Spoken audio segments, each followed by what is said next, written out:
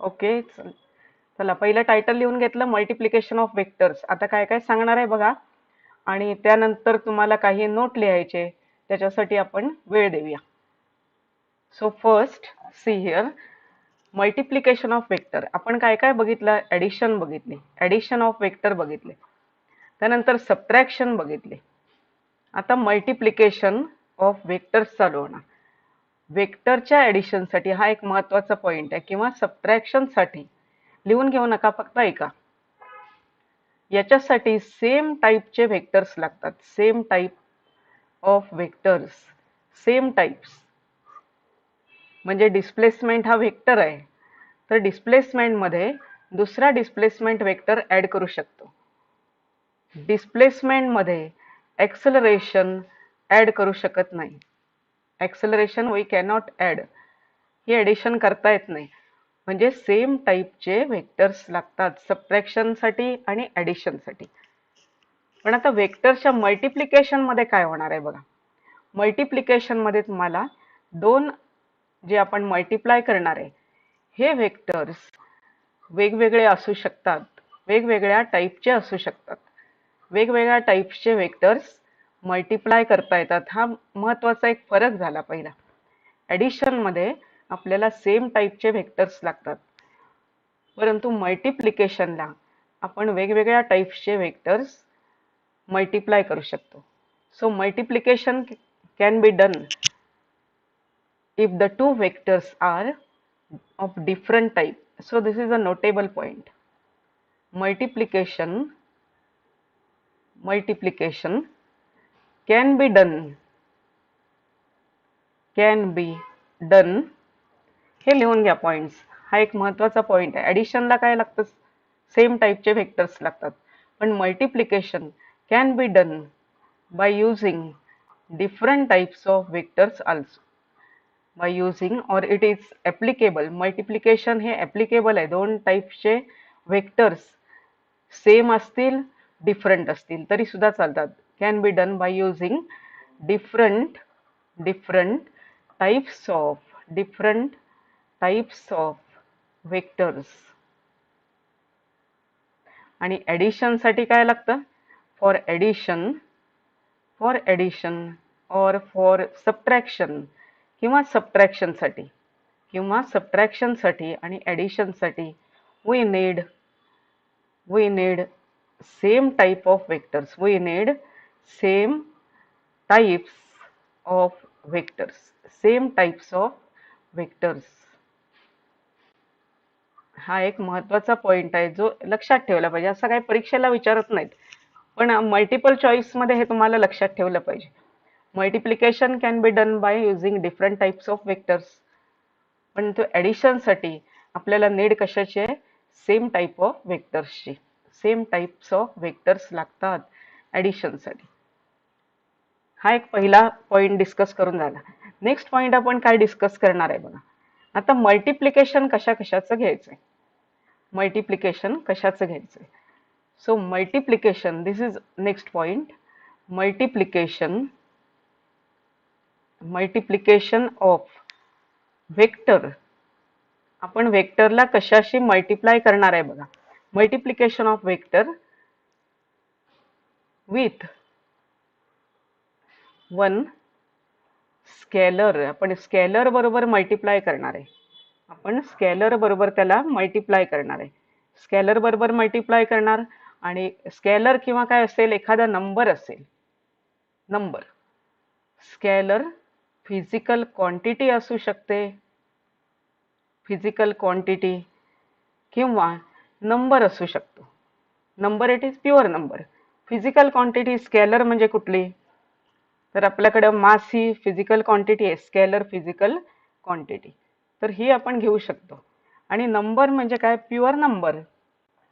एखादा नंबर 2, 3, 4 सारखा, तर तो नंबर त्याचा मल्टिप्लिकेशन कशाची करायचंय? वेक्टरशी करायचंय. So multiplication of vector with scalar. Scalar he physical quantity असू शकते किंवा नंबर असू शकतो. हा एक पार्ट बघणार आहे आपण. आणि दुसरा पार्ट कुठला बघणार आहे? तर वेक्टरचं वेक्टरशी मल्टिप्लिकेशन. व्हेक्टरचं स्केलरशी किंवा नंबरशी, व्हेक्टरचं स्केलरशी किंवा नंबरशी. आता स्केलर म्हणजे एवढं स्केलर क्वांटिटी किंवा नंबर हे लक्षात ठेवा. So write this point, multiplication of vector with scalar oblique काढा, नंबर लिहा. स्केलर म्हणजे स्केलर क्वांटिटी किंवा दुसरं काय लिहिणार, व्हेक्टर. आता हे दोन्ही आपल्याला डिस्कस करायचे. त्यातला पहिला जो आहे, आता हे मल्टिपल चॉईस साठी कसे उपयोगी पडतात बघा. पहिला आपण डिस्कस करणार multiplication of vector with scalar. First point is multiplication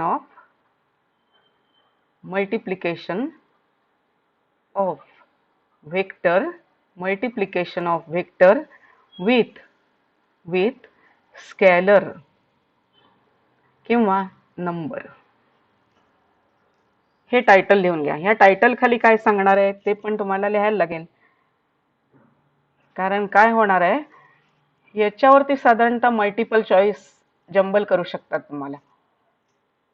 so write this article, multiplication of vector with scalar और नंबर. आता मी तुम्हाला एक्झाम्पल सांगितल्यावरती हे लगेच कळेल. आपण एक एक्झाम्पल घ्यायचं आहे. टायटल लिहून झालं का? टायटल लिहून झालंय का बघा. Multiplication of vector with scalar oblique काढा म्हणजे किंवा नंबर असं आहे ते. ऑब्लिक म्हणजे or, either or. So what is the result, म्हणजे याचं उत्तर काय येतं बघा. आता हे तुम्हाला मी सांगणार आहे हे एक्झाम्पलवरनं सांगणार आहे पुढचं. व्हेक्टरचं मल्टिप्लाय करायचं आहे स्केलरला, स्केलर किंवा स्केलर क्वांटिटी. एक्झाम्पल, मास ही स्केलर क्वांटिटी आहे, मास m. एक्झाम्पल पण हे लिहून घ्या, mass m into vector, this is acceleration. मी आता हे वर्डिंग मध्ये लिहिलेलं आहे एक्सेलरेशन, आणि जनरली सिम्बॉल आपण वापरतो a, पण हा व्हेक्टर आहे. मास स्केलर क्वांटिटी आणि एक्सेलरेशन व्हेक्टर क्वांटिटी. या दोघांचा जर प्रॉडक्ट घेतला तर उत्तर आपल्याला ऑलरेडी माहित झालेलं आहे. m इंटू a म्हणजे आन्सर काय येतं, m इंटू a. हे आपल्याला आन्सर माहिती आहे, फोर्स.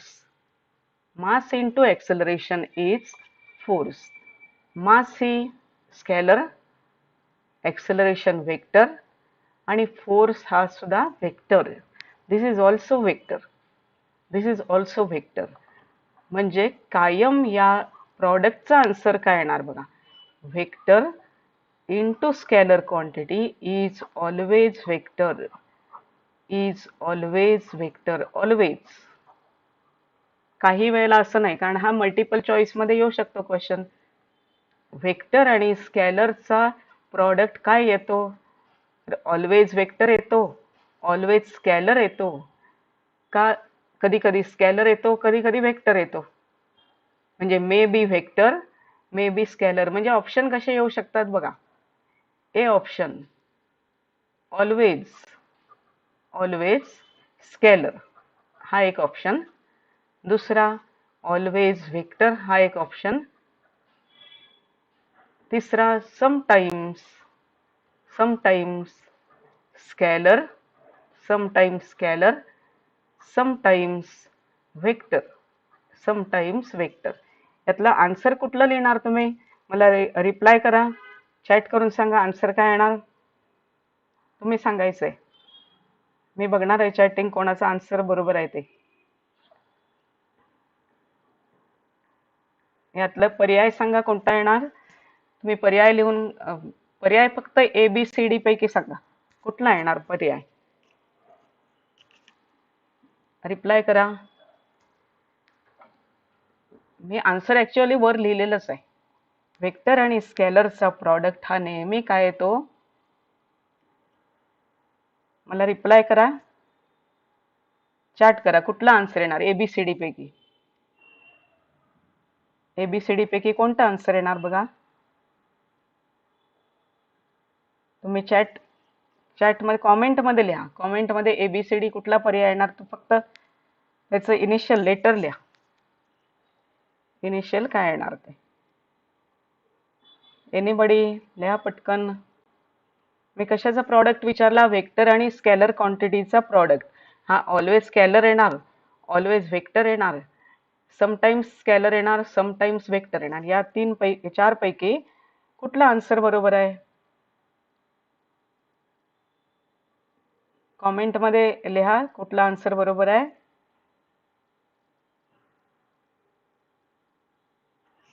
एनीबडी, कोणता आन्सर बरोबर येणार आहे? इथं वरती लिहिलेलं आहे वेक्टर ऑलवेज. वेक्टर ऑलवेज म्हणजे B answer is correct. B answer is correct. म्हणून मी तुम्हाला सांगितलं हा पॉइंट लक्षात ठेवण्यासारखा पॉइंट आहे. बी आन्सर इज करेक्ट. मग तुम्हाला आन्सर लिहिताना बी ऑलवेज वेक्टर असं लिहिलं पाहिजे. तर तुम्ही हा पॉइंट लिहून घ्या. वेक्टर आणि स्केलर क्वांटिटीचा प्रॉडक्ट हा नेहमी काय येतो? वेक्टर क्वांटिटी येतो. वेक्टर आणि स्केलर क्वांटिटीचा product. Very good. Rishikesh, Piyush, answer बरोबर आहे. B always vector. म्हणून हे लक्षात ठेवलं पाहिजे तुम्हाला हा पॉइंट. हा परीक्षेला असं विचारत नाही किंवा असं क्वेश्चन विचारत नाही. वेक्टर आणि स्केलर क्वांटिटीचा प्रॉडक्ट काय येतो? What is the product of vector and scalar quantity असं विचारत नाही. ते मल्टिपल चॉईसमध्ये हे क्वेश्चन्स येतात. नेक्स्ट बघा, आता पुढचं एक एक्झाम्पल सांगणार आहे. हे स्केलर क्वांटिटीने मल्टिप्लाय केलंय आपण. आता आपण काय करायचंय बघा, नंबरने मल्टिप्लाय करायचं. नंबर हे दुसरं example. Number into vector quantity. तर याचं पण आन्सर येणार आहे it is always vector. It is always vector. कायम याचा आन्सर काय येणार? नंबर आणि वेक्टर यांचा प्रॉडक्ट हा कायम वेक्टर येणार. म्हणजे वरच्यासारखंच झालं, फक्त इथं थोडं इंटरप्रिटेशन वेगळं आहे. कसं आहे बघा, समजा एक वेक्टर तुम्हाला दिलेला आहे, वेक्टर ए, आणि हा vector, suppose this vector length is 3 centimetre. 3 centimetre equal to 3 newton. Graphical method. आपण फोर्सच आपल्याला कन्व्हिनियंट पडतं एक्झाम्पल म्हणून आपण हे सारखं फोर्स घेतो. 3 Newton is a force. It is a force. आता 3 ला तुम्ही ह्या वेक्टरला, वेक्टर ए ला मल्टिप्लाय करायला सांगितलं नंबरने, 2 या नंबरने. म्हणजे फोर्सला काय केलं? मल्टिप्लाय केलं. फोर्सला मल्टिप्लाय केलं 2 या नंबरने. तर हा सुद्धा वेक्टरच असणार आहे. हा वेक्टर असणार. या वेक्टरला समजा नाव दिलं मी F dash. F dash is new vector. पण हा वेक्टर कसा येणार आहे बघा, हा वेक्टरच असणार आहे. तर याचं मॅग्निट्यूड जे आहे, magnitude of this vector is 6 newton. Simple case. 3 ला 2 ने मल्टिप्लाय करायचंय. 3 आणि 2 चा प्रॉडक्ट येणार 6 येणार, 6 न्यूटन. आणि डिरेक्शन काय असेल? जशी या वरच्या फोर्सची डिरेक्शन आहे, समजा हा वेक्टर या डिरेक्शनला आहे एक्स ॲक्सिसला, तर तो सुद्धा दुसरा वेक्टर जो आहे एफ डॅश, हा सुद्धा एक्स ॲक्सिसलाच असणार आहे, एक्स ॲक्सिसला. पण त्याचं मॅग्निट्यूड किती झालं? त्याचं मॅग्निट्यूड झालं डबल. म्हणजे तुम्हाला 6 सेंटीमीटर मिळणार. You will get here 6 centimetre. 6 सेंटीमीटरचा हा वेक्टर तयार होईल. पण हा वेक्टरच झाला. This is also vector. It is not scalar quantity. It is a vector quantity. This is vector. So it is vector quantity. मॅग्निट्यूडने काय झालं? त्याला मल्टिप्लाय केलंय. मॅग्निट्यूडने मल्टिप्लाय केलंय नंबरला. तेवढं त्या नवीन वेक्टरचं मॅग्निट्यूड झालं. म्हणजे आन्सर काय मिळालं आपल्याला? वेक्टरच मिळाला. म्हणजे त्याचं मॅग्निट्यूड किती असेल ते तुम्ही प्रॉडक्टने सांगू शकता. मॅग्निट्यूड प्रॉडक्टने सांगता येतं. तर अशा प्रकारचा हा वेक्टर आणि नंबरचा प्रॉडक्ट हा वेक्टर येणार ऑलवेज. आणि वेक्टर आणि स्केलर क्वांटिटीचा प्रॉडक्ट सुद्धा वेक्टरच येणार. ह्या अगदी सिंपल केसेस झाल्या. आता आपल्याला जस्ट आपण नेक्स्ट घेणार आहे ते वेक्टर आणि वेक्टरचा प्रॉडक्ट. वेक्टर आणि व्हेक्टरचा प्रॉडक्ट. म्हणजे काय येणार बघा आता. आता इथनं पुढे ऍक्च्युअली स्टडीला सुरुवात होणार आहे.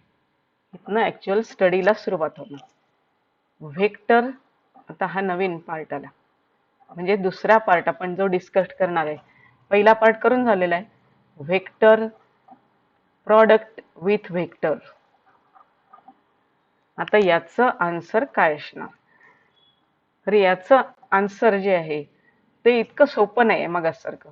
व्हेक्टरला स्केलरने मल्टिप्लाय केलं मिळाला व्हेक्टर, व्हेक्टरला नंबरने मल्टिप्लाय केलं मिळाला व्हेक्टर. पण आता व्हेक्टरने व्हेक्टरला मल्टिप्लाय केल्यावरती दोन आन्सर मिळणार आहेत.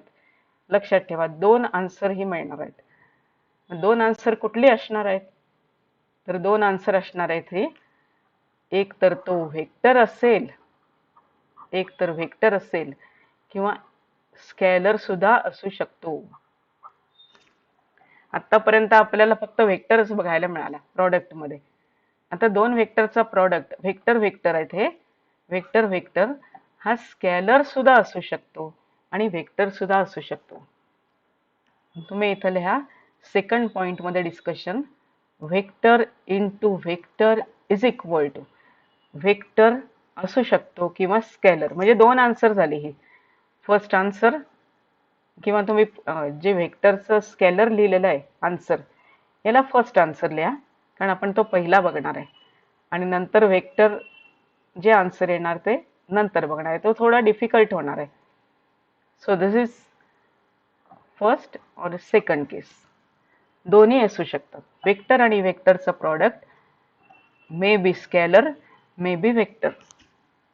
आता ज्या वेळेला, आता ह्याच्यामधला आपण पहिला पार्ट शिकणार आहे.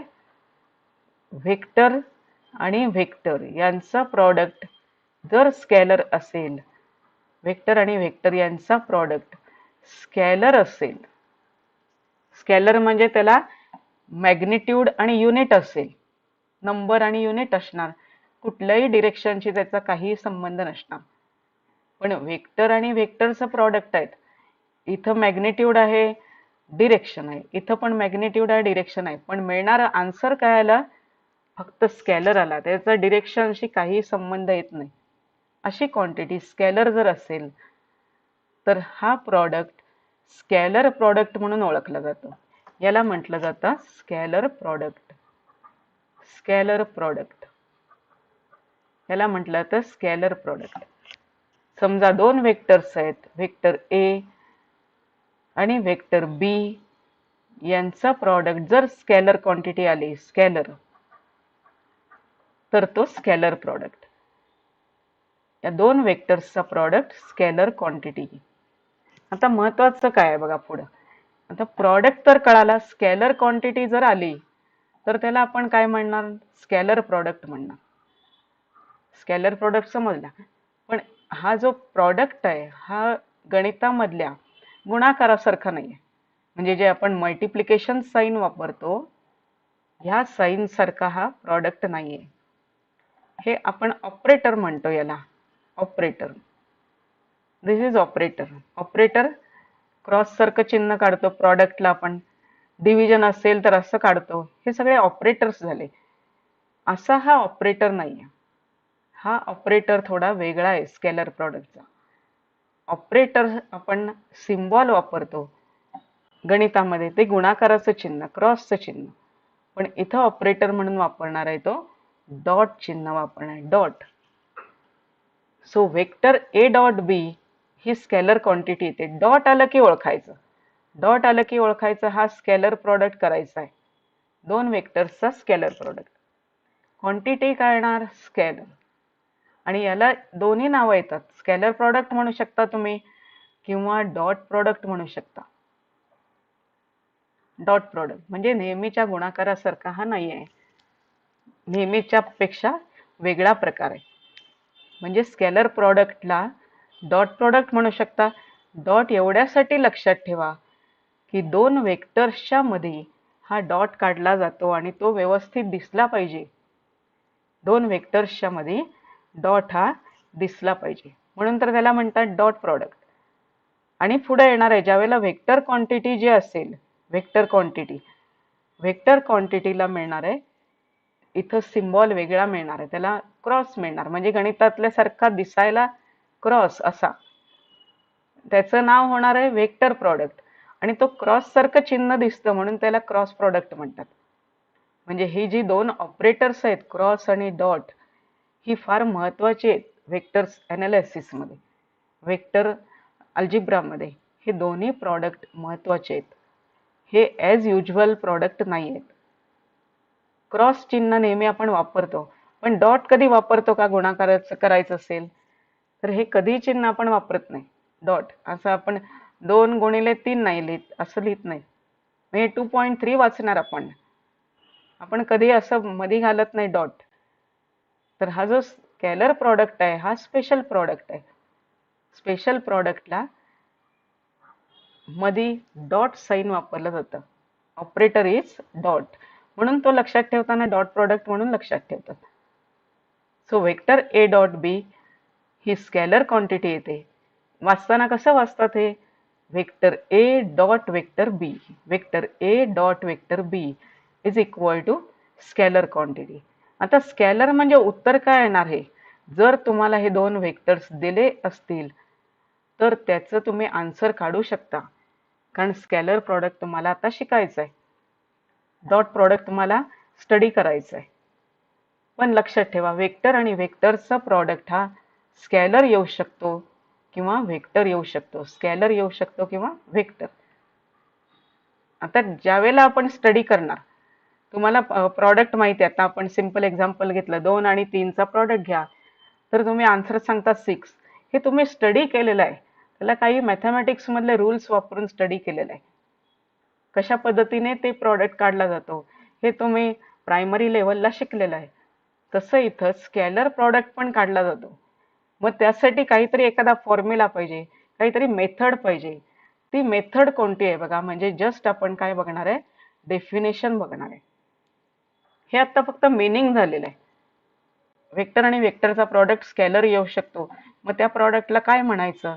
तर स्केलर प्रॉडक्ट म्हणायचं किंवा डॉट प्रॉडक्ट म्हणायचं.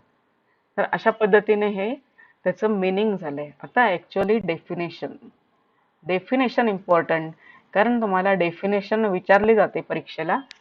डेफिनेशन स्केलर प्रॉडक्ट, जनरली परीक्षेमध्ये शब्द हाच येतो स्केलर प्रॉडक्ट, पण आपल्या सोयीसाठी आपण त्याला डॉट प्रॉडक्ट म्हणतो, कारण लगेच लक्षात येतं हा तिथं मध्ये डॉट आहे म्हणजे तो डॉट प्रॉडक्ट, डॉट प्रॉडक्ट. आता याची डेफिनेशन लिहायची. डेफिनेशन तुम्हाला टेक्स्टबुक मध्ये पण व्यवस्थित सापडेल. दोन वेक्टर्सचा डॉट प्रॉडक्ट. डेफिनेशन कशी आहे? It is the product of, it is the product of magnitudes of. Definition हे सिंपल आहे. Magnitudes of two vectors. कशा कशाचा प्रॉडक्ट आहे? तर दोन वेक्टर्सचा मॅग्निट्यूड्सचा प्रॉडक्ट. हे घ्यायचंच आहे आपल्याला. मॅग्निट्यूड्स ऑफ टू वेक्टर्स अँड, आता पुढचा आणखी भाग महत्वाचा आहे. पुढचा भाग महत्वाचा आहे. दोन वेक्टर्सच्या मॅग्निट्यूडचं प्रॉडक्ट कळालं. And cosine, cosine of the angle, cosine of the angle between them, cosine of the angle between them. म्हणजे नुसती मॅग्निट्यूड्सचा गुणाकार घेऊन उपयोग नाही, तर त्याला आणखी याने पण मल्टिप्लाय केलं पाहिजे. Cosine of the angle between them. दोन वेक्टर्स मध्ये किती अँगल आहे तो अँगल, त्याचा कॉस बघितला पाहिजे तुम्हाला. त्या कॉसला कशाने मल्टिप्लाय करणार? तर जे दिलेले वेक्टर्स आहेत त्यांची मॅग्निट्यूड काढायची, त्यांचा गुणाकार घ्यायचा आणि त्याच्याबरोबर त्याला कॉसच्या अँगलने, अँगलचा कॉस बघून मल्टिप्लाय करायचं. तर ही डेफिनेशन झाली. डेफिनेशन सिंपल आहे. टेक्स्टबुक मध्ये सुद्धा तुम्हाला ही डेफिनेशन सापडेल. काय काय लक्षात ठेवायचं आहे? It is product of, it is product of, just a minute, product of magnitudes of, product of magnitudes of two vectors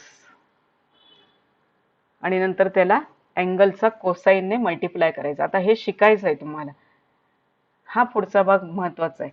definition पाठ करून तुम्ही लिहू शकता, पण प्रॉडक्ट कसा लिहिणार ते आता बघा. प्रॉडक्ट कसा लिहायचा आहे. आता एक्झाम्पल जर आपण घेतलंय, प्रॉडक्ट दाखवायचं आहे. So see here, vector A एक दिलेला आहे. आपण थोडंसं इथं ड्रॉइंगवरनं बघूया आणि नंतर मग ड्रॉइंगचं पण आपल्याला गरज नाही, आपण डायरेक्ट फॉर्म्युल्यावरनं काढणार आहे. आणि दुसरा व्हेक्टर आहे व्हेक्टर बी. तुम्हाला यापूर्वीच्या लेक्चर्समध्ये हे दोन व्हेक्टर्स ऍड करायला सांगितले, तर तुम्ही कशी ऍडिशन करता त्याची, तर ज्या व्हेक्टरमध्ये ऍड करायचं, समजा बी आपल्याला व्हेक्टर ए मध्ये ऍड करायचंय, तर आपण बी कसा बसवणार, ए च्या हेडला बी चा टेल. ऍडिशनसाठी कसं बसवतो आपण, पॅरलल व्हेक्टर शिफ्टिंग, म्हणजे हा असा समोर आणला व्हेक्टर, हा व्हेक्टर ए झाला.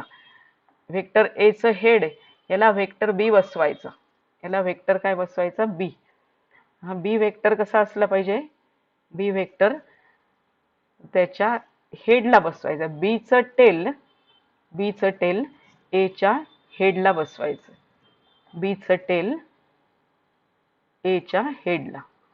आणि मग ट्रायंगल कंप्लीट करायचं. मग ट्रायंगल कंप्लीट केला आपण, तर ट्रायंगलचं जी साईड आहे ती रिव्हर्स ऑर्डरमध्ये व्हेक्टर सी. हे झालं काय, हे झालं आपल्याला ऍडिशन मध्ये समजलंय. आता आपल्याला ऍडिशन नको आहे, आपल्याला प्रॉडक्ट पाहिजे. तर काय करायचं बघा. आता व्हेक्टर ए आणि व्हेक्टर बी चे टेल एकत्र करायचे. व्हेक्टर ए आणि व्हेक्टर बी चे टेल एकत्र करायचे. म्हणजे हा व्हेक्टर ए आहे आणि हा व्हेक्टर बी आहे, त्याचा हा टेलचा पोर्शन आपण आणायचा ए च्या टेलला.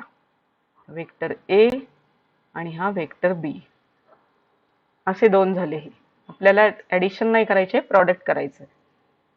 आता या दोघांमधला अँगल, हा अँगल कुठला तरी असणार आहे, जो आपण मोजू पण शकतो. समजा अँगल लिहिला थीटा. आता आपल्याला ह्या दोघांचा स्केलर प्रॉडक्ट घ्यायचा आहे. स्केलर प्रॉडक्ट लिहिताना कसं लिहिणार, व्हेक्टर ए डॉट मध्ये दिसला पाहिजे. Vector A dot vector B is equal to magnitude of two vectors, यांचा गुणाकार पाहिजे. आपण अगोदर लिहिलेलं आहे, काय लिहिलंय बघा, product of magnitudes of two vectors and cosine of the angle between them. पहिला आपल्याला दोन व्हेक्टर्सचे मॅग्निट्यूड, म्हणजे आपण असं लिहितो, व्हेक्टर ए मॉड्युलस मध्ये, व्हेक्टर बी मॉड्युलस मध्ये. किंवा कसं लिहू शकतो, ए आणि बी विदाउट व्हेक्टर नोटेशन. आणि दोन व्हेक्टर्सच्या मधला जो अँगल आहे त्याचा कॉस, हे असं पण लिहू शकतो, ए बी कॉस थीटा. तुम्ही मॉड्युलस मध्ये व्हेक्टर ए व्हेक्टर बी लिहा, किंवा write only A B cos theta, A B cos theta. अशा पद्धतीचा हा पहिला फॉर्म्युला तयार झाला बाय युझिंग डेफिनेशन वरनं आलेला हा पहिला फॉर्म्युला. दोन व्हेक्टर्स मध्ये जर अँगल थीटा असेल, तर दोन व्हेक्टर्सचा डॉट प्रॉडक्ट, स्केलर प्रॉडक्ट हा असा लिहिता येतो, ए बी. आपण नंतर एक्झाम्पल्स घेणार आहे, आपण याचे एक्झाम्पल्स बघायचे. पण पहिला फॉर्म्युला तयार झाला by definition, this is a formula. आता हा फॉर्म्युला तुम्हाला लिहून घेतला पाहिजे. हा फॉर्म्युला लिहून घ्यायचा, vector A dot vector B equal to A B cos theta. Formula लिहून घेतल्यावरती मला रिप्लाय करा. तुम्ही फॉर्म्युला लिहून घेतला की रिप्लाय करा, ओके म्हणून रिप्लाय करायचं. Vector A dot vector B equal to A B cos theta. बरोबर समजलं असेल तर येस करा, येस रिप्लाय करा. समजलं असेल तर स्केलर प्रॉडक्ट दोघांचा घ्यायचा असेल तर आपण काय करतो, दोघांच्या टेल एकत्र केल्या, दोघांच्या टेल एकत्र केलेल्या आहेत. इथं टेल्स आहेत दोघांच्या. टेल्सला एकाची टेल दुसऱ्याची टेल जोडली, joint tail of vector A to tail of vector B. Clear झालं हे? आणि मग दोघांमधला अँगल घेतला, त्याचा कॉस लिहिलाय आणि दोघांचं मॅग्निट्यूड लिहिलेलं आहे. हा सिंपल फॉर्म्युला झाला. फॉर्म्युला लक्षात ठेवायला काही अडचण नाही, अतिशय सोपा फॉर्म्युला आहे. फक्त पुढं पुढं सोडवता आलं पाहिजे तुम्हाला. तर दिस इज द फॉर्म्युला. नंतर आपण एक्झाम्पल सोडवायचीच आहेत. तुम्हाला वेक्टर ए दिला जाईल, वेक्टर बी दिला जाईल, त्या दोघांमधला अँगल दिला जाईल, तर त्याचं उत्तर तुम्हाला काढता आलं पाहिजे. So this is the formula. आता परीक्षेमध्ये काय लक्षात ठेवायला लागतं बघा. परीक्षेमध्ये कुठले क्वेश्चन्स विचारतात, तर डेफिनेशनचा एक क्वेश्चन झाला. आता दुसरा क्वेश्चन जो येतो मोस्टली कॅरेक्टरिस्टिक्स वरती येतो.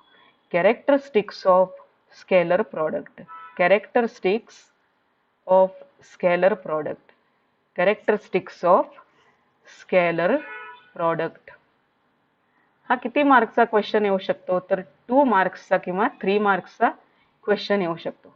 Characteristics of scalar product. तर ह्या कॅरेक्टरिस्टिक कोणत्या कोणत्या आहेत आपल्याला बघायचं. आता कॅरेक्टरिस्टिक हेडिंग लिहून घ्या. Characteristics of scalar product. Characteristics कोणत्या लिहायच्या असतात परीक्षेला, तर त्याच्यासाठी हा स्टडी आहे. म्हणजे स्केलर प्रॉडक्ट मध्ये जर अँगल्स काही ठराविक असतील तर उत्तर काय येणार, हे तर तोंडपाठ झालं पाहिजे. म्हणजे तुम्हाला मल्टिपल चॉईस मध्ये किंवा सीईटीला अशा प्रकारचं वापरता येऊ शकतं. Characteristics of scalar product. आता आपण एक एक कॅरेक्टरिस्टिक बघायचे. अतिशय इंटरेस्टिंग कॅरेक्टरिस्टिक्स आहेत या. पहिली कॅरेक्टरिस्टिक जी आहे ती इंटरप्रिटेशन. इंटरप्रिटेशन असं हे नाव पुस्तकात दिलेलं नाही, पण इंटरप्रिटेशन सांगितलेलं आहे काय आहे ते. इंटरप्रिटेशन ऑफ स्केलर प्रॉडक्ट म्हणजे काय नेमकं आहे स्केलर प्रॉडक्ट ते दिलेलं आहे. तर नुसतं हेडिंग हे कॅरेक्टरिस्टिकला चालणार नाही आहे, तुम्हाला त्याच्या पुढे लिहिलं पाहिजे. Interpretation of scalar product. आता काय आहे बघा, हे याला पहिले 2 वेक्टर्स असे काढून घ्यायचे जे आपण अगोदर काढलेले आहेत. आता आपण इथं नाव थोडी वेगळी देऊया. वेक्टर पी लिहूया एकाचं नाव आणि एकाचं नाव लिहूया Q. So first we will write down vector is P. This is P, vector P, vector P and this is vector q. Angle between them is suppose theta. आता vector p dot vector q म्हणजे काय ते बघा. हे 2 vectors काढल्यानंतर याचं interpretation काय आहे बघा, दिलेलं interpretation. So interpretation is scalar product. Scalar product is equivalent to. म्हणजे हा कसा इक्विव्हॅलंट होतो बघा, कशाला इक्वल आहे. Equivalent to product of. इथनं इंटरप्रिटेशन चालू होतं. हे जे काय पुढे लिहिणार आहे ते product of magnitude of. Magnitude of one vector म्हणजे कुठलाही एक. One vector that is you may take vector P or vector q. Magnitude of one vector and magnitude of interpretation आहे, त्यामुळे इथलं जरा सेंटेन्स थोडं कठीण आहे समजायला, तरी पण बघा. Magnitude of one vector product आहे. Product of magnitude of one vector and magnitude of component of. Component, आता इथे शब्द पूर्वीचा आला कंपोनंट. कंपोनंट ऑफ अदर म्हणजे दुसरा vector other in the direction of. In the direction of. पुस्तकामध्ये interpretation सापडणार आहे तुम्हाला. In the direction of first vector. First vector. Component of other vector in the direction of first vector. म्हणजे काय होणार आहे बघा. आता हा क्लिअर समजून घ्या. इंटरप्रिटेशन म्हणजे काय आहे, तर मी पहिला कंपोनंट काढायचा प्रयत्न करायचा. आपण समजा P चा आपल्याला Q वरती कंपोनंट काढायचा आहे. P वेक्टरचा Q वेक्टर वरती कंपोनंट काढायचा आहे. आपण ही टेल जी जॉईन केली आहे याला एक सिम्बॉल देऊया. इथं हे जॉईन केलेलं आहे. आपल्याला P चा कंपोनंट काढायचा आहे Q वरती. मग काय करायला लागेल, आपल्याला परपेंडिक्युलर टाकायला लागेल. आपल्याला माहिती आहे परपेंडिक्युलर टाकल्यावरती कंपोनंट मिळतं, दोन कंपोनेंट्स मिळतात. So this is a perpendicular. आणि ही परपेंडिक्युलर बाजू किती होईल, ही बाजू किती असेल, जी साईड आहे ही साईड मिळणार आहे. आता परपेंडिक्युलरला समजा आपण एम लेटर वापरलं, एम, तर ओ एम किती असणार आहे, ओ एम थीटाच्या लगतची बाजू आहे ही. लक्षात घ्या, थीटाच्या लगतची बाजू, थीटाच्या लगतची बाजू. ओ एम ही थीटाच्या लगतची बाजू आहे क्यू वरती. मग ज्या वेळेला ऍडजेसेंट साइड असेल त्यावेळेला कंपोनंट जो लिहितो आपण, कंपोनंट लिहितो याच्यामध्ये कॉस शब्द वापरायचा. आपण P चा कंपोनंट घेतलाय, मग P लिहायचा अगोदर आणि ऍडजेसेंट कंपोनंट आहे, so it is P cos theta. It is P cos theta.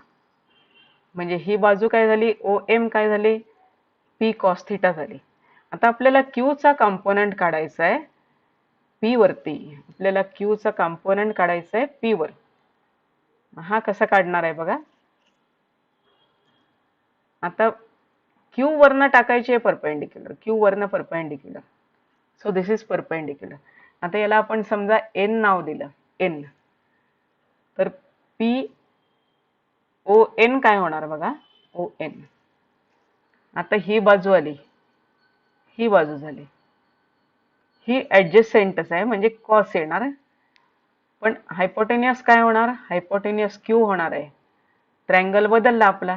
Triangle आता कुठला आलेला आहे, ट्रायंगल मध्ये राईट अँगल ट्रायंगल कोणता येणार बघा, राईट अँगल ट्रायंगल हा येणार आहे. This is the right angle triangle, this is right angle triangle. O N M हा राईट अँगल ट्रायंगल. मग असा ट्रायंगल वेगळा होता. मग असा ट्रायंगल कुठला होता, ओ पी एम होता किंवा ओ एम पी होता. मग असा ट्रायंगल जो होता तो ओ एम पी होता. आताचा ट्रायंगल वेगळा आहे. आताचा ट्रायंगल कोणता आहे, आता असलेला ट्रायंगल आहे ओ एन एम. मग ओ एन बरोबर काय येणार, ओ एन बरोबर येणार कॉस थीटा आणि हायपोटेनियस म्हणजे Q cos theta, Q cos theta. O M बरोबर काय आलं, P cos theta. O M बरोबर आला पी कॉस थीटा आणि ओ एन बरोबर आला क्यू कॉस थीटा. आता इंटरप्रिटेशन बघा, इंटरप्रिटेशन मी इथं लिहिणार आहे. इंटरप्रिटेशन साठी वरचा जरा काढून टाकूया, वरचं इरेज करूया. हे तुम्हाला समजलेलं आहे. ए बी कॉस थीटा आपल्याला डेफिनेशन प्रमाणे मिळालेलं आहे, A B cos theta. So will write here what is interpretation. आता कंपोनंट तर आपण काढून घेतलेले आहेत, एका वेक्टरचा दुसऱ्या वेक्टरवरती कंपोनंट काढलेले आहेत आणि तोच आपल्याला लागणार आहे. समजा आपल्याला घ्यायचं आहे vector P dot vector Q घ्यायचं आहे, vector P dot vector Q. तर इथं काय सांगितलेलं आहे बघा स्टेटमेंटमध्ये, इंटरप्रिटेशनचं statement, product of magnitude of one vector. One vector म्हणजे पहिला, आपण पहिला कन्सिडर करूया. मग वेक्टर पी चं मॅग्निट्यूड पी लिहिलं, याचा गुणाकार कशाबरोबर घ्यायचा आहे, magnitude of component of other. म्हणजे क्यू, दुसरा वेक्टर कुठला, क्यू, क्यू चा कंपोनंट पहिल्या वेक्टरच्या डिरेक्शनला. पहिला वेक्टर झाला पी, म्हणजे क्यू चा कंपोनंट पी वरती काय आला, तर ओ एन आला. O N, O N component झाला. आता ओ एन म्हणजे काय आहे, O N is Q cos theta.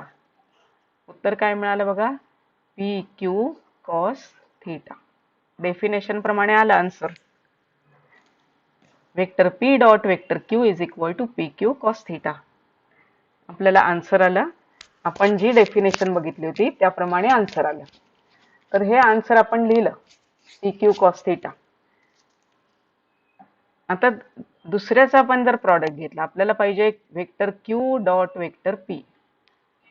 पहिला वेक्टर कोणता झाला? हा झाला, क्यू लिहिला. मॅग्निट्यूड मध्ये, मॉड्युलस मध्ये लिहा किंवा सिंपल लिहा. दुसरं कशाची गुणाकार करणार आहे? Magnitude of component of other vector. Other म्हणजे राहिला पी. पी हा दुसरा झाला, अदर. क्यू घेतलेला आहे, याचा आपण कंपोनंट पहिल्या वेक्टरच्या म्हणजे क्यूच्या दिशेला काय टाकलेला आहे? ओ एम टाकलाय, ओ एम टाकलेला आहे.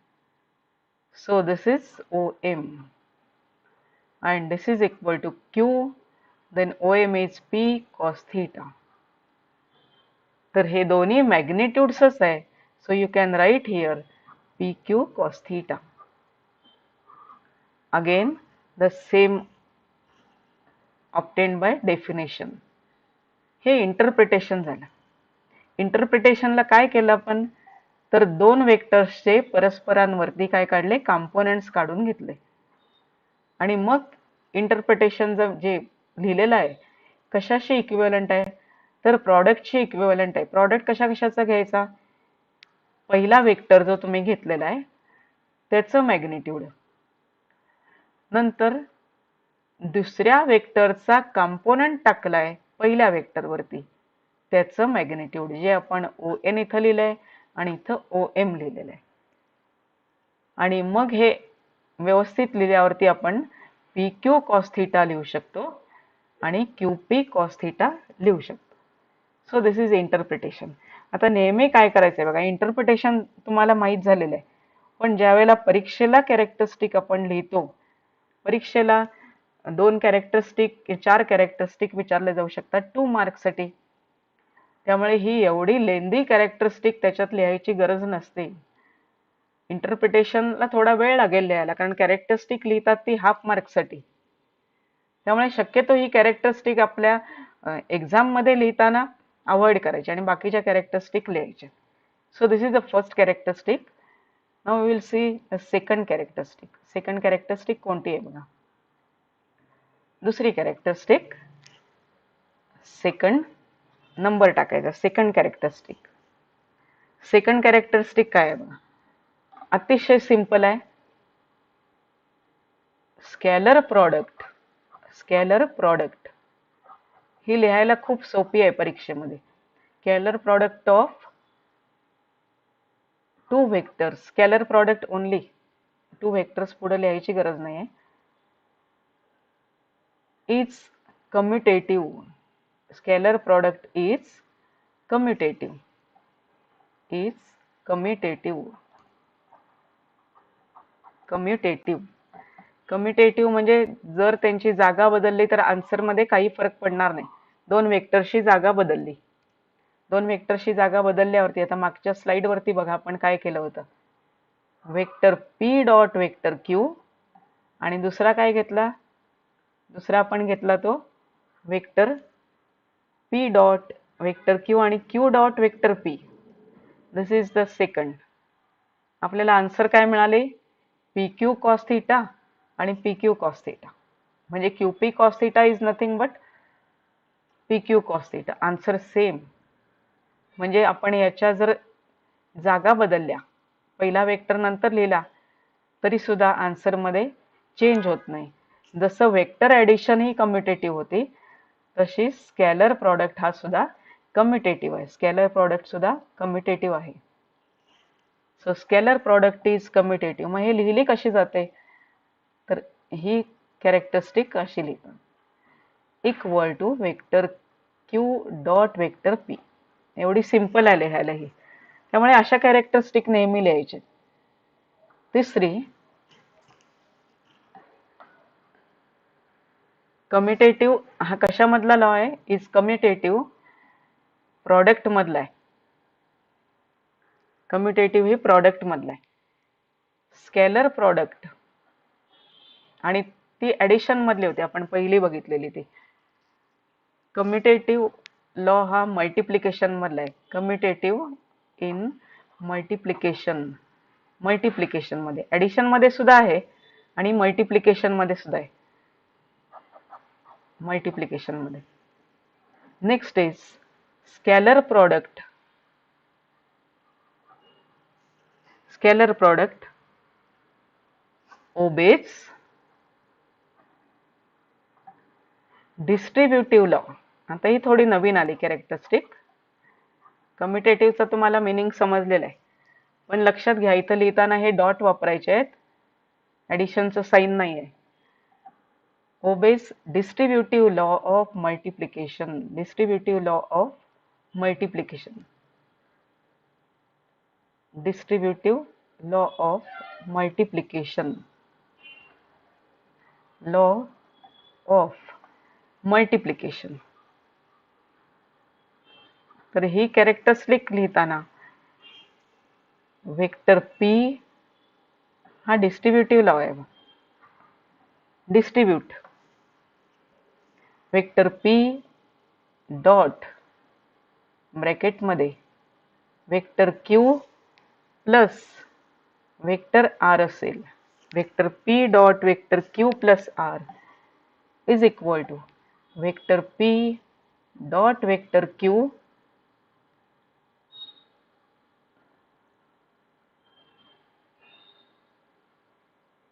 Vector P dot vector Q पुढे काय येणार आहे बघा, जो तुम्हाला डिस्ट्रीब्युटिव्ह लॉ मल्टिप्लिकेशन मधला माहित आहे तोच आहे. Q plus vector P dot vector R. So this is distributive law of multiplication.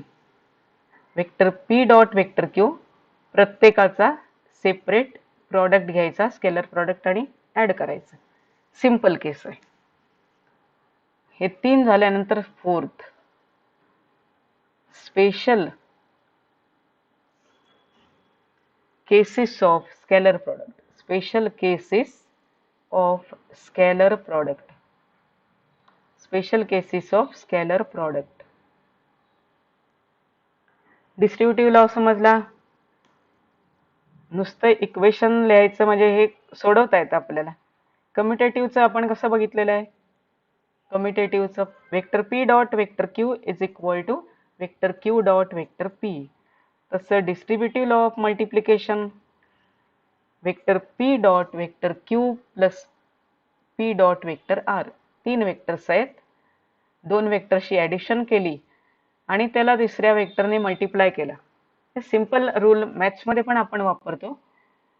2 into suppose 3 plus 4 आपण मॅथ्समध्ये पण वापरतो ना. हे 2 इंटू 3 प्लस 2 इंटू 4, किंवा असं दिलेलं असेल तर आपण 2 कॉमन काढतो आणि 3 प्लस 4 लिहितो. Same is here. याच्यामध्ये फार मोठं काही नाही आहे एवढं. तर तुम्हाला डिस्ट्रीब्युटिव्ह लॉ लिहिता आला पाहिजे. अर्ध्या मार्क्ससाठी ही कॅरेक्टरिस्टिक लिहिली जाते. आता हा जो फोर्थ घेतलेला आहे इथं, it is very very important. Special cases ज्या आहेत त्या खूप लक्षात ठेवण्यासारख्या आहेत. त्यातली पहिली first sub cases. Fourth property sub properties. If the two vectors are parallel, if the two vectors are parallel, ह्या मात्र खूप महत्वाच्या आहेत. ह्या कॅरेक्टरिस्टिक ऑलवेज लागणार तुम्हाला, ऑलवेज. 11वी आणि 12वीला पण. 2 वेक्टर्स आर पॅरलल म्हणजेच काय होतं, इक्वल असं सांगितलेलं नाहीये, पॅरलल सांगितलेलं आहे. पॅरलल 2 वेक्टर्स पॅरलल आहेत. Vector P vector Q parallel.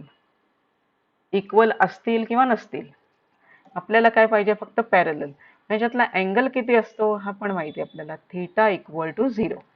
That is theta equal to 0. दोघांमधला अँगल किती असणार, 0 असणार.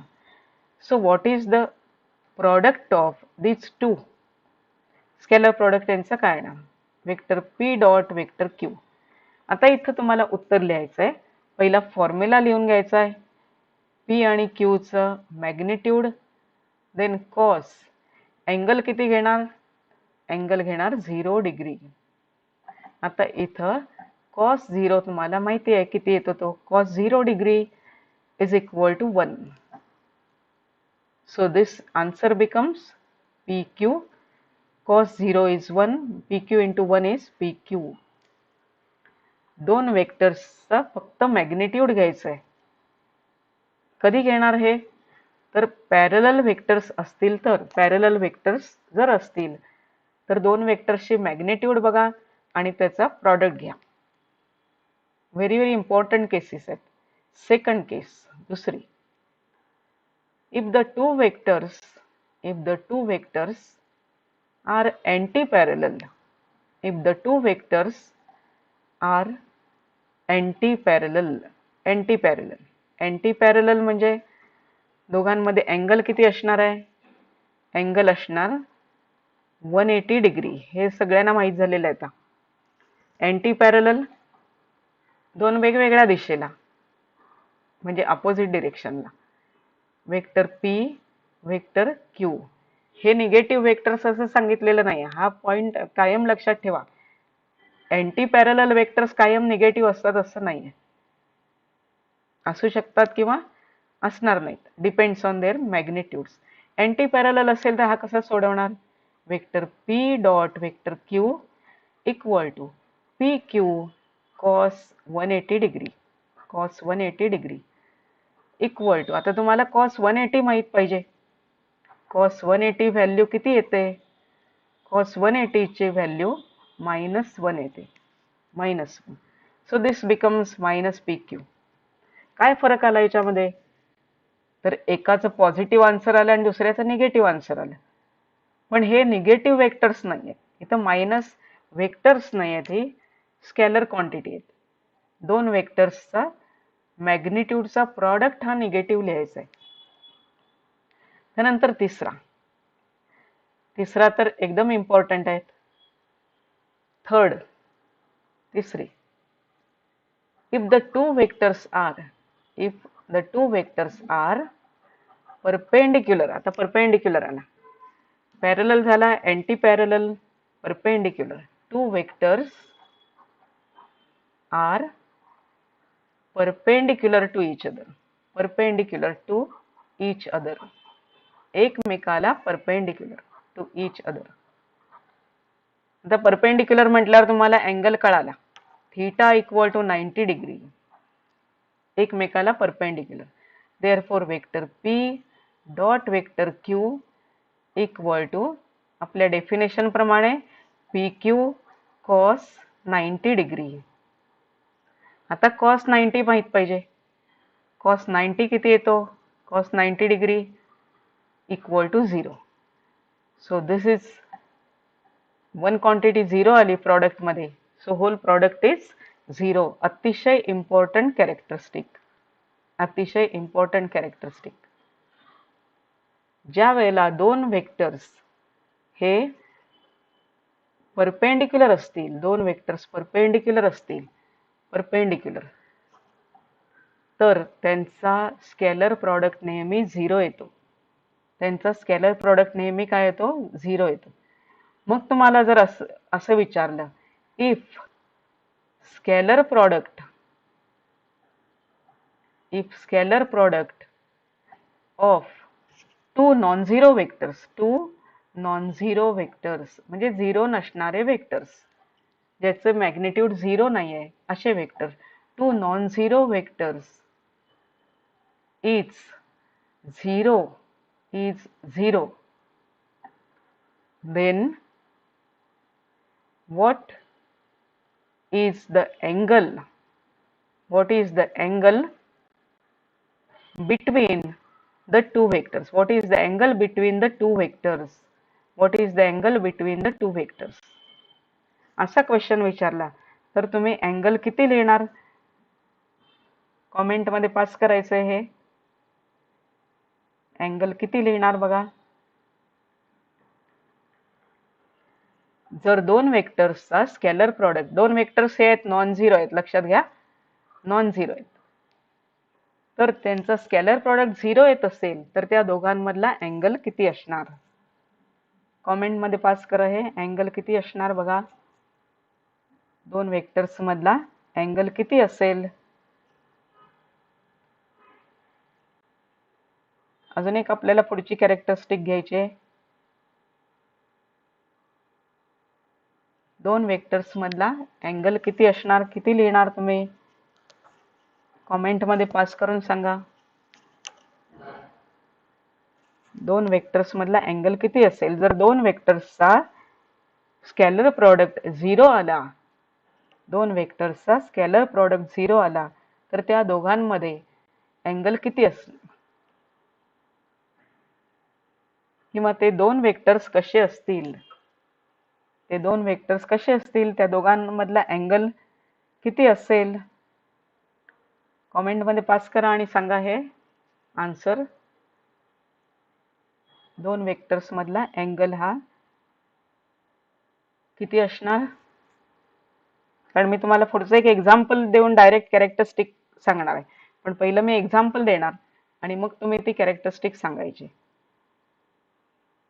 त्यामुळे याचा आन्सर काय येणार?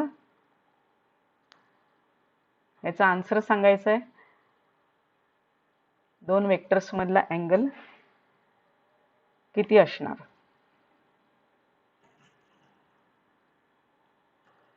तर दोन वेक्टर्स मधला अँगल किती असेल? 90 degree. Theta is 90 degree.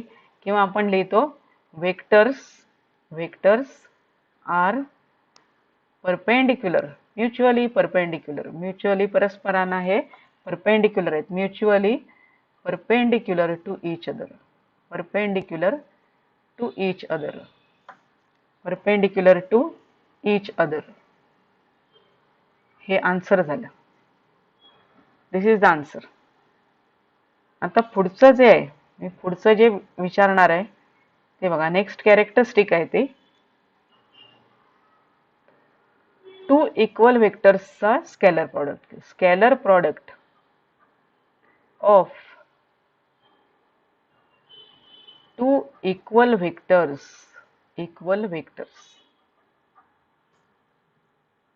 Scalar product of two equal vectors किती येणार? कोणाला आन्सर देता येतं का बघा? इक्वल वेक्टर्स आन्सर किती येईल? दोन जर इक्वल वेक्टर्स घेतले, इक्वल वेक्टर्स म्हणजे तुम्ही असं लिहू शकता वेक्टर पी, दुसरा पण तोच असणार वेक्टर पी. आन्सर याचं किती येणार? मला हे आन्सर पाहिजे. किती जण सोडवतात बघूया. याचा आन्सर काय येणार? दोन वेक्टर्स, सेम वेक्टर्स प्रॉडक्ट. आपण हे आन्सर घेऊन थांबवायचं आहे आणि एक अगदी दुसरी कॅरेक्टरिस्टिक आहे ती मात्र थोडंसं सोडवायला वेळ लागणार, ती आपण नेक्स्ट लेक्चरला घ्यायची आहे. याचा आन्सर किती येणार बघा.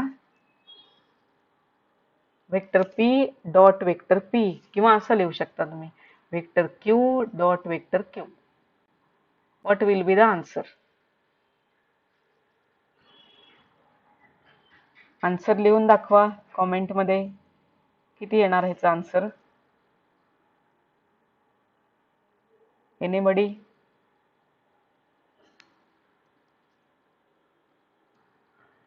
Vector P dot vector P, दोन इक्वल वेक्टर्स आहेत, एक वेक्टर पी, दुसरा पण वेक्टर पी. या दोघांचं स्केलर प्रॉडक्ट किती येणार?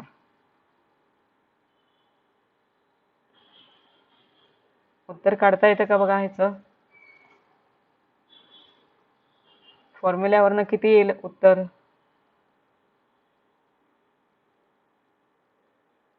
फॉर्म्युल्यावरनं किती उत्तर येईल? इथं सोडवून दाखवते बघा किती आन्सर येणार ते. Vector P dot vector P equal to काय येणार? पहिल्या वेक्टरचं मॅग्निट्यूड, दुसऱ्या वेक्टरचं मॅग्निट्यूड दोन्ही सेम आले आणि कॉस इक्वल वेक्टर्स मध्ये अँगल किती असतो? Equal vectors are always parallel. तुम्हाला मागं मी सांगितलेलं आहे, equal vectors are always parallel. म्हणजे अँगल दोघांमध्ये किती असणार? 0 degree. cos 0. cos 0 is 1. So P into P is equal to P square. म्हणजे square of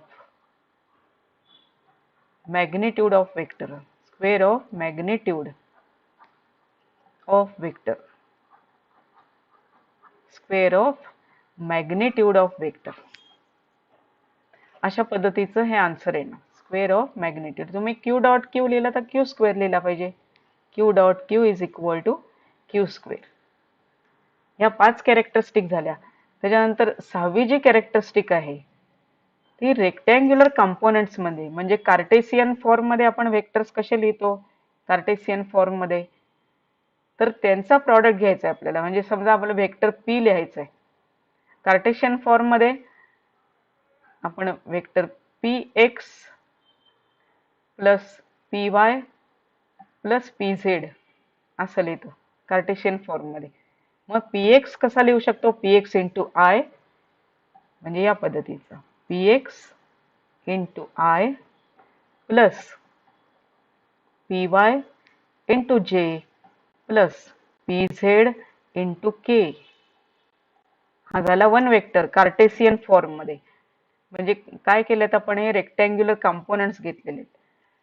vector Q equal to या टाईपचाच Q X I plus Q Y J plus Q Z K. आपण हा vector लिहिलेला आहे, आपल्याला आठवत असेल आपण वेक्टर आर लिहिलेला होता. आणि इथं R X I plus R Y J plus R Z K. 3 dimensional system 3D मध्ये. तसेच हे 2 वेक्टर्स घेतलेले आहेत. आणि आता आपल्याला स्केलर प्रॉडक्ट यांचा घ्यायचा आहे. Scalar product in terms of their rectangular components, rectangular